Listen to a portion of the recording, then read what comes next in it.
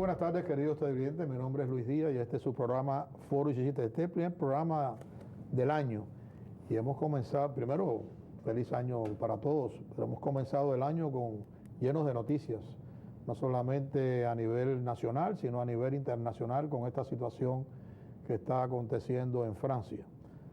Algo que nos debe de preocupar y debemos de analizar con un poco de profundidad. Hoy el tema no es ese.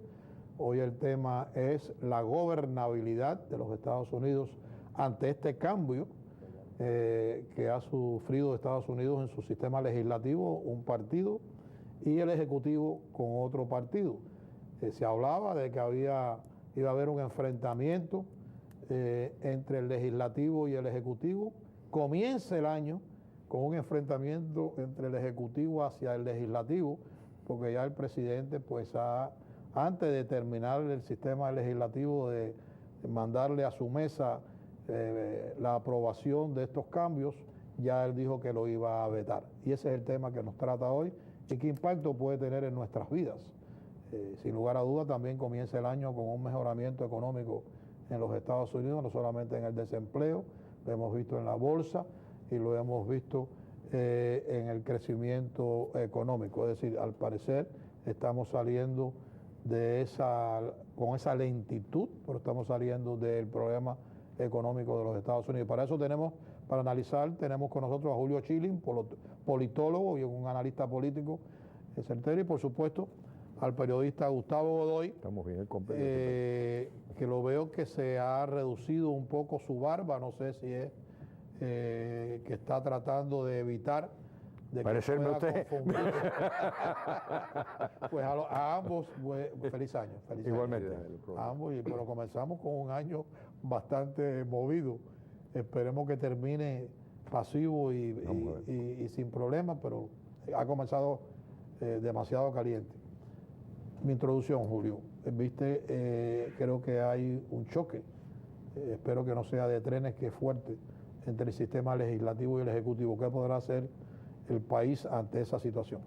Yo creo que eso es un fenómeno deseable y sano dentro de una democracia, porque está poniendo en manifiesto el principio de separación de poderes, y yo creo que esto beneficia no solo a los republicanos, a los demócratas también, porque a mi juicio el presidente Obama ha cruzado la línea demasiadas veces. Él ha repetido, él y muchos de sus apologistas, de que bueno, que en órdenes ejecutivas él no ha sido el que más las ha hecho. Sin embargo, lo que no dice es que memorandos presidenciales que tienen el mismo efecto, cuando los junta los dos, es el presidente desde Harry Truman que más ha ejercido de este modo. En otras palabras, ha tomado decisiones concretas políticas por fiat presidencial, usando la combinación de órdenes ejecutivas y memorándums presidenciales,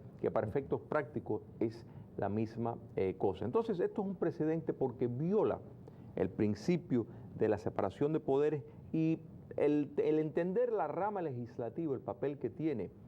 Estructuralmente, la Cámara, tanto el Senado como la Cámara Baja, son los representantes genuinos de la sociedad. En otras palabras, el presidente tiene un papel de ejecutar las leyes que son aprobadas, de vetar si no está de acuerdo, pero quien está filosóficamente más cerca al pueblo, se puede decir, es la rama legislativa. Por eso es que la Cámara Baja tiene elecciones cada 2 años. Entonces, cuando un presidente, el que sea, determina política por una firma y un veto. Exactamente, y que entonces para el Congreso remediar eso tendría que pasar ley que anulan, que es entorpecer el proceso democrático. Gustavo. Sin embargo, además de Truman, que es quien va después de Roosevelt cuando se muere, entre ellos dos, entre los dos presidentes, son los que más utilizaron el veto, que es un derecho constitucional lo del veto, ¿no? Yo estoy de acuerdo en parte con lo que dice él, hay muchos vetos en estos momentos. Hay una fractura en el sistema político. No ha habido veto.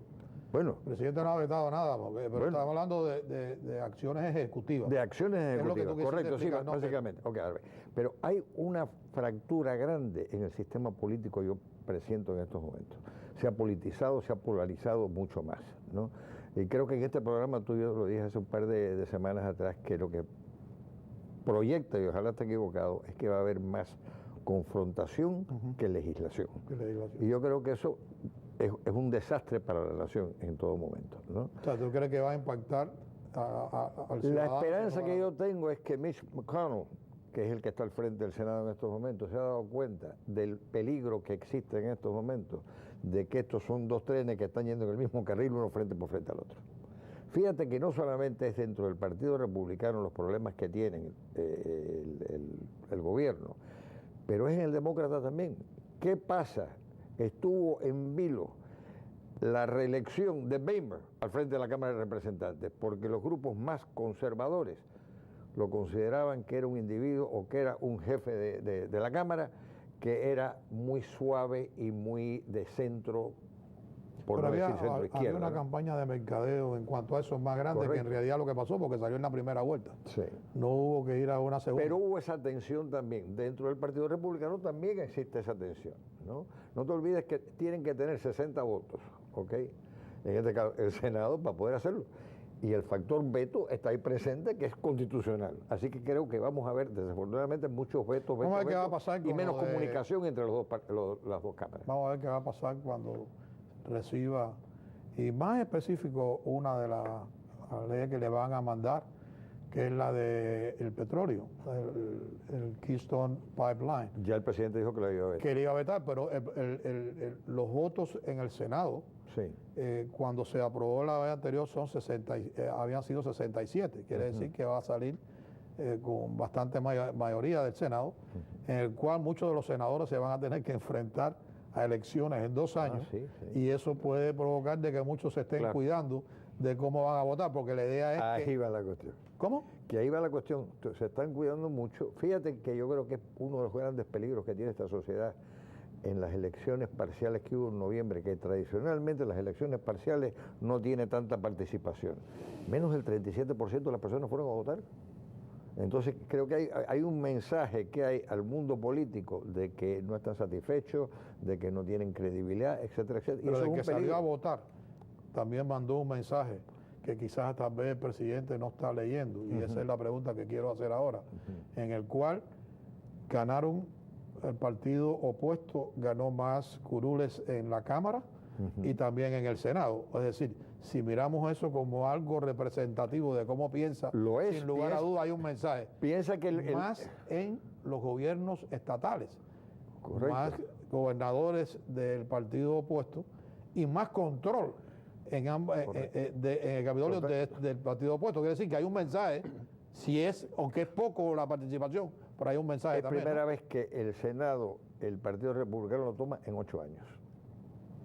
Y yo creo que eso es un mensaje. Estoy de acuerdo que... No, Pero ¿qué impacto tiene para la vida nuestra? Y eso es lo que yo quiero hablar. Porque yo creo que hay un crecimiento de verdad en la economía. Lo queramos analizar de diferentes maneras, pero hay un crecimiento. Poco, pero hay un crecimiento. O sea, estamos como saliendo, estamos viendo esa luz al final del túnel, que estamos saliendo de ese atolladero, no hay duda. ¿Qué impacto puede tener eso en la vida del ciudadano? Esa confrontación. ¿Es más un problema de ideología o vamos a olvidarnos de nuestra ideología y vamos a trabajar para el beneficio del país? Bueno, el problema es que el presidente es un presidente, un ideólogo. En otras palabras, él no es un Bill Clinton, él ni siquiera es un Jimmy Carter. Él es un individuo que tiene un sistema de creencias bien fundamentado, que cree en eso, y en esta final etapa de su presidencia, pues ya está, como quien dice, por la calle al medio. En otras palabras, él ya no tiene miedo que vaya, ya ha perdido el Congreso. ¿Qué más tiene que perder? O sea, y él se está jugando en determinadas cosas con la legalidad de sus acciones. Lo hemos visto con respecto al acercarse al régimen Castro comunista, a hablar de quitar a Cuba comunista de la lista de países terroristas sin consultar al Congreso, que el protocolo lo requiere. O sea, hay una serie de medidas. Bueno, pero para poderlo sacar, yo creo que eso es un problema ejecutivo del Departamento de Estado. No creo que el Congreso el embargo es el ejecutivo. Ese sí es legislativo. Pero también... Pero no creo que sacarlo de la lista Porque ese era el choque que tuvieron al comienzo con China, de país preferido. Y yo recuerdo las luchas en el Congreso para que eso no pasara. Y mira. No, pero sí requiere, si eso ha sido una de las quejas de Bob Menéndez hacia el presidente, que básicamente él ha emitido una serie de declaraciones que previamente el Congreso debe ser bueno, que lo ignoraron con la posición que han tenía quedado totalmente fuera, que esto también es fuera de protocolo, caso de Cuba, claro. Porque tradicionalmente cuando hay este tipo, y no solo en el caso de nuevo de Cuba, podemos decir un montón de acciones presidenciales donde se enteran ya cuando lo están viendo en la noticia, y eso ha alienado individuos claves dentro del propio partido demócrata. Y yo no veo necesariamente negativo el hecho de que no se tenga un porcentaje de votación alto, porque eso también es un mensaje. A veces el votante, y a veces vemos, por ejemplo... un mensaje negativo para la democracia. Porque lo que... Bueno, pero muchas veces lo que se mira es quién fue a votar y quién no. Ahí está. Me explico, y cuando muchas personas que han quedado desatisfechos, por ejemplo, con determinadas acciones del presidente, no salieron en esta ocasión a votar. En cambio, en términos de grupo, se vio más personas que sí querían castigar, para usar un nombre, determinada política. Entonces, que elegir. Exactamente. Entonces, eso opera... Gustavo. así. Mira, pero en el hecho de la cuestión de Cuba, uno puede estar a favor, uno puede estar en contra, es un problema ideológico. De eso vamos a hablar un poquitico más tarde. De principio, ¿no? Sin embargo, fíjate que hay ciertas cosas que han pasado en este reencuentro, si le podemos decir esto, ¿no? Que eran cuestiones secretas de negociaciones, que tomó más de un año y medio en estas negociaciones, ¿no?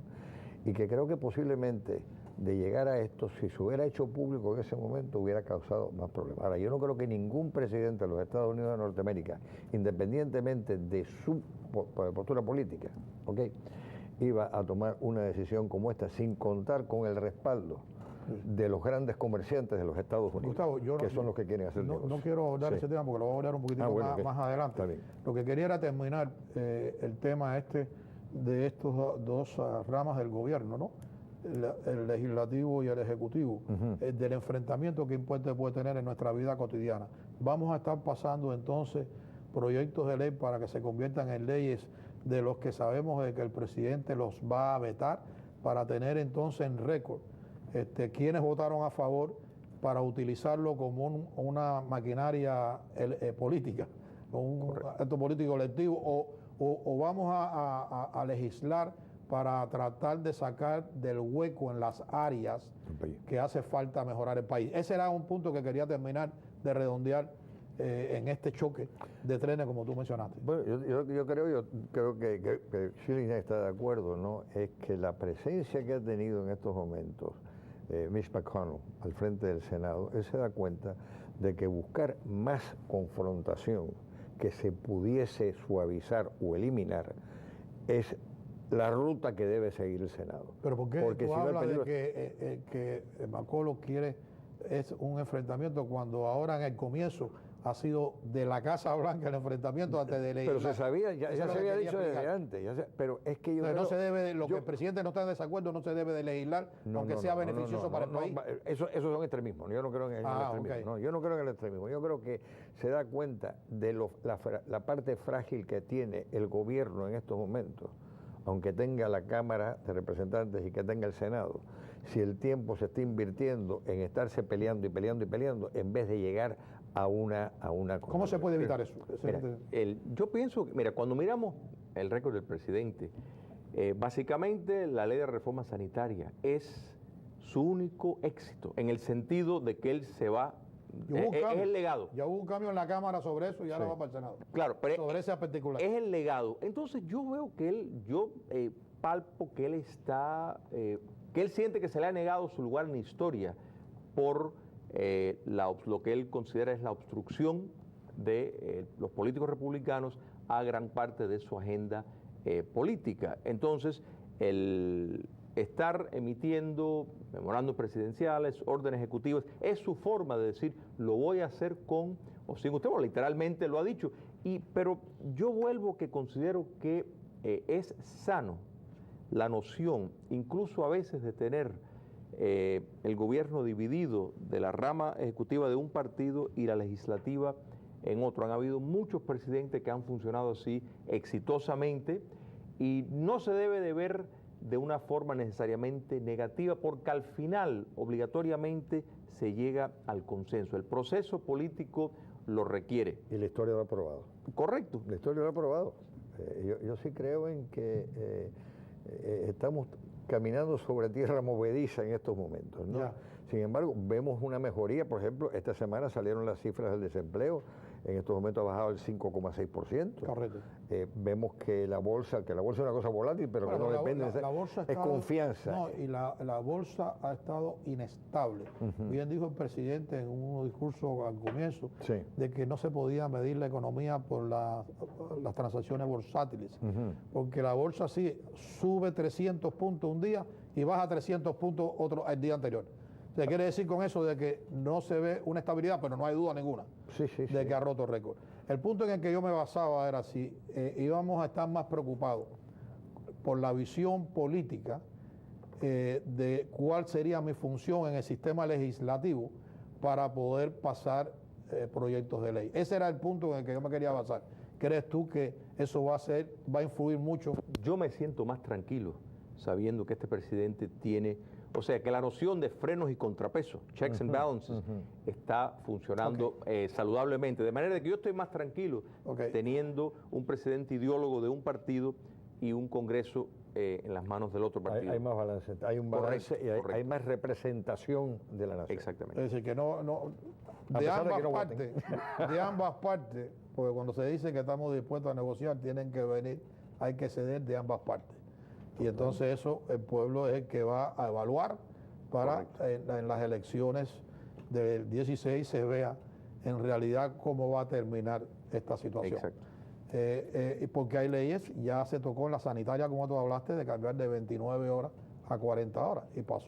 Y pasó, no solamente que pasó con una votación alta, pero también hubieron demócratas, 12 demócratas que votaron a favor de eso también. Es decir, que no solo se puede decir que es un solo partido. No, y es que eso es una cosa. Positivo. Mira, ese es un ejemplo donde el presidente Obama debería de ver esto como una señal positiva. En otras palabras... No de eliminar, sino de arreglar.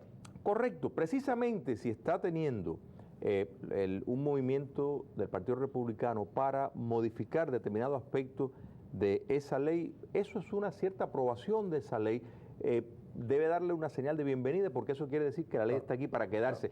Y aparte, son más personas que serían candidatos para ingresar en la cobertura de la reforma sanitaria. Claro, ahora vamos a hablar sobre lo de Cuba, que yo creo que es importante, porque el senador Bob Menéndez, que era el presidente del Comité de Relaciones Exteriores del Senado, me parece que es una posición muy importante, pues se está bien disgustado con la Casa Blanca y con el presidente, porque lo ignoraron totalmente y no le dieron ningún tipo de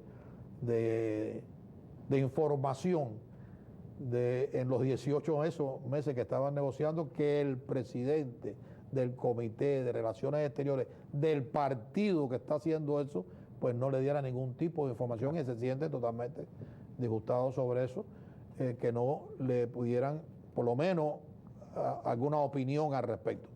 Es decir, que hay un enfrentamiento dentro del propio partido y Bob Menéndez tiene una posición también, aunque ya está en la minoría alta, del presidente, ¿no? Por supuesto. De la minoría. Es decir, que tiene una fuerza tremenda dentro del partido minoritario en el Senado. Correcto. Y que esté y se sienta de esa manera. Pero sin lugar a duda, la situación de Cuba, en la cual yo honestamente no creo que ha sido bien pensada, porque lo mismo que decían de que ya lleva muchos años esta estrategia y que ha aportado nada, yo utilizaría también eso y diría que ha aportado la estrategia de Estados Unidos en China. Correcto. Para cambiar la filosofía política cuando sigue la misma, lo que sí ha influenciado a el desarrollo económico, sin lugar a dudas, tremendamente, que ha ayudado a China a que pueda competir con nosotros económicamente y que la ha puesto casi a igual en el aspecto bélico, armamentista. Correcto. Es decir, esa es la discusión. No, Entonces querían buscar los dos puntos de vista, no mirar los dos ángulos, Sí. porque yo creo que es importante, y más ahora con la noticia que estamos grabando el viernes por la mañana este programa, que ustedes están disfrutando el domingo a las 6:30 de la tarde, que no se ha confirmado de que quizás tal vez ya el Fidel Castro pues no esté en el globo terráqueo, que esté en otro espacio. Pero no podemos confirmarlo a esta hora que estamos grabando el programa, aunque yo creo que ya él no tiene ninguna repercusión en Cuba de hace un rato. Quiero oír la opinión de ustedes al respecto. ¿Qué? ¿De qué empieza? Chile. Mira, la política que ha puesto en vigencia la administración de Obama no tiene nada que ver en la promoción de la democracia, absolutamente nada. Dictaduras se mantienen en el poder porque pueden reprimir exitosamente. Eso cuesta dinero. El ejemplo que tú usaste, Luis, de China, es un modelo clásico de que no se debe de hacer con dictaduras como la que hay en Vietnam, como la que hay en China y como la que hay en Cuba, porque las arcas se llenan para precisamente poder tener una forma más sofisticada de reprimir. Dictaduras autoritarias sí responden a un incremento en el comercio, porque de entrada, como la sociedad civil nunca se destruyó, pues a medida que hay mejoría económica, la sociedad civil pone presión a la clase política. En cambio, en dictaduras totalitarias no existe sociedad civil, de manera de que todo el movimiento económico sigue siendo el Estado. Aunque se tolere la propiedad privada, la dictadura es quien da la concesión para operar el desarrollo económico controlado. Correcto. Entonces, eso, en efecto, es lo que funciona. Y hay que entender que qué es lo primero que se hace cuando se quiere castigar, porque todo esto es contra el régimen castrocomunista, no es contra el pueblo de Cuba, porque el pueblo de Cuba vive en represión porque hay una dictadura que tiene los recursos para reprimir. Pero a la misma vez, para darle a Gustavo la posibilidad, también a la misma vez hay que mirar de que el embargo o la carestía de desarrollo económico en Cuba no ha afectado al gobierno, porque el gobierno tiene sus mecanismos para poder recolectar eso, pero sí se ha repercutido en el pueblo porque la carestía Pero es que eso, mira, se ve, y es una realidad que también hay que analizar. Y lo ha beneficiado hasta cierto punto. Ok, Gustavo. Y lo ha beneficiado. Tu ángulo. Perdón un segundo. Mira, lo que dijo Chile me llama la atención, te voy a decir por qué. Porque mencionaste Vietnam, mencionaste China, que son dos países dictatoriales. Sin embargo, yo creo que la historia se repite. Y tú eres historiador, yo no soy historiador. Lo que cuenta es el cash. ¿Cuáles son los móviles que promueven que haya esos negocios con Vietnam, con China y ahora con Cuba? La clase empresarial, es la clase empresarial, no es la clase del pueblo, es la que pide hacer negocio. Walmart, que es una compañía de centro de derecha, todo lo que tú quieras, 78% de su mercancía la fabrica en China. Y el resto en otros países dictatoriales también. Lo que cuenta es el cash. Prevalece y es lo que más ha pasado, que la dignidad y la libertad de los pueblos. Correcto, es lo que ha pasado, ok. pero es que el modelo que tú pones, que es muy real, que es China, que es Vietnam y otros países que no son libres, ¿no? Ha tenido el apoyo y el impulso Es cierto. del capitalismo, ¿ok? Del brutal capitalismo, si le queremos decir, de hacer esos negocios. pero fíjate, Totalmente. pero hay que destacar, y es cierto, y eso es lamentable. O sea, Bueno, totalmente. como Pero es se real, como se dice en totalmente. inglés, Pero es real. Two wrongs don't make a Totalmente right. real. O sea, el hecho de que está equivocado, o sea, que el hecho de que lo que está en China es inmoral, no quiere decir que se debe de imitar. Claro. Y hay que destacar que quienes primeros invirtieron y empujaron esa puerta en China fueron los chinos de la diáspora. En otras palabras, los chinos en Hong Kong, Macao y Taiwán. Y la dictadura castrocomunista lo sabe muy bien. Por eso es que está apostando a que Cuba, fuera de su territorio, pueda hacer... Pero lo que dice Gustavo es real, y yo creo que es importante. Es decir, que la democracia ha cambiado. Esa democracia ya es parte de un romance del ser humano. Y te explico el por qué. Porque lo que le interesa, como dice Gustavo, es el capital, el cash. no le importa el sufrimiento de ningún pueblo. Lo que le importa es llenar sus arcas y ser más poderoso económicamente. Les voy a económicamente. usar un ejemplo exitoso. ¿De verdad? El ejemplo de Sudáfrica. ¿Por qué funcionó las sanciones en Sudáfrica? Y fueron empresas que también buscaban el dinero que se retiraron. ¿Por qué? Porque determinaron que sus relaciones públicas iba a sufrir, que iban a perder negocio si seguían copatrocinando y de socio a un Estado racista, dictatorial. De manera de... Pero aquello sí fue un embargo. Eso fue un embargo Bueno, serio. pero ahí El está de la Cuba cosa. no lo es. Hay que El de Cuba llevar... es un El Cuba no lo ha embargo sido. americano. Correcto. Para los americanos, no para Cuba. Pero es Porque le prohíbe a los americanos que puedan tener negocio en Cuba. No. Pero Y son es los porque- americanos que quieren hacer negocio en Cuba ahora que Pero es porque... Eso es verdad, la verdad. Pero es que eso no quita una cosa, el hecho efectivamente, habían empresas que en Alemania nazi estaban haciendo negocio hasta prácticamente con las bombas cayendo casi de los aliados y querían seguir haciendo negocio con... Y fueron llevados a juicio muchos de ellos después por la complicidad con el régimen nazi. Y yo creo que precisamente no se puede perder la ética y sin duda yo creo que esta sociedad de consumo y el negocio está llevando... Tocaste la tecla, tocaste la tecla. Me quedan 2 minutos y quiero dejar esta pregunta para que los dos me la contesten en los 2 minutos que me quedan. Es algo que no se va a parar, que ya es inevitable y que ese desarrollo económico controlado va para Cuba y nadie lo va a poder parar. En este momento te puedo decir que está 100% correcto. Esa es la cuestión. Precisamente para nadie. La presión que están poniendo los agricultores norteamericanos, son los que están pidiendo que se quite el embargo. Acaba de haber una conferencia aquí en el Miami. Acaba de haber una conferencia aquí, la acaban de hacer en Washington y son los empresarios, en el caso de agricultura y de otros negocios, los que están implementando ese tipo de cosas. Que está mejorando posiblemente las relaciones de Washington con Sur y Centroamérica, eso es factible.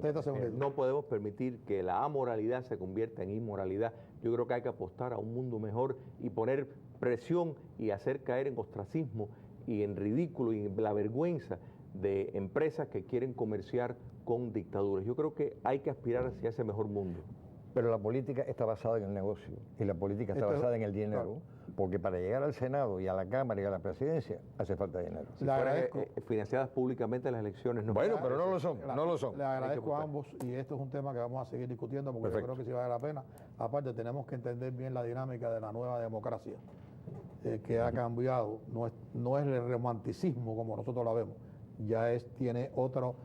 por lo menos otra estrategia. Y a ustedes los vemos el próximo domingo, por supuesto, a esta misma hora, en otro programa más de Foro 17.